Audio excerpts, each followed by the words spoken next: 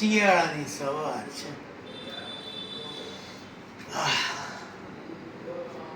મહેક આવે છે.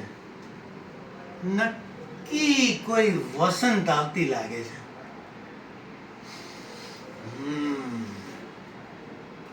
એ આવી,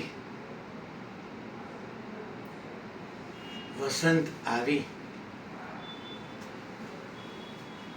અને મને કહે છે, અંકલ આ શું કરો છો? મેં ઉપર જોયું અને કહ્યું, અરે મારી ખોવાયેલી જવાની શોધું છું.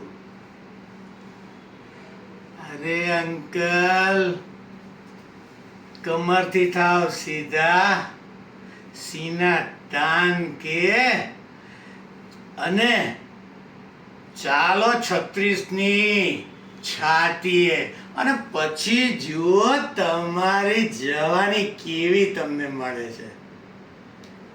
ને મહેક ચાલી.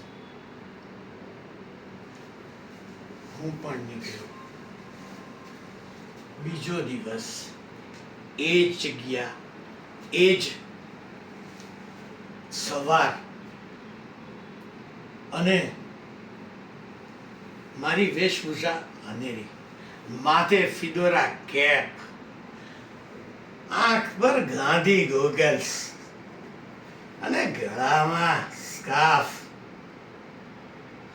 અને ટ્રેક સૂટ, પુમાના શૂઝ, સ્પોર્ટ્સ, અને છાતી ખેંચીને હું બોલું, મહેક આવી, લાગે છે એ આવે છે. અને એ આવી, મને જોયો અને બોલી, ઓ લલ્લા, યુ લુક હેન્ડસમ હંક. વાવ. અને સ્મિત રેલાવીને એ આગળ ચાલી. અને મેં તરત જ રેટ્રો વોક શરૂ કર્યો. એ બોલી, અંકલ આ શું કરો છો? પડી જશો. મેં કહ્યું, હવે કોઈ સ્કોપ નથી. એને કહ્યું, કેમ? અરે આપણે આપણી જીવતરની ગાડીમાં રિવર્સ ગિયર નાખી દીધું છે, એટલે હવે કોઈ પડવાનો ચાન્સ નથી.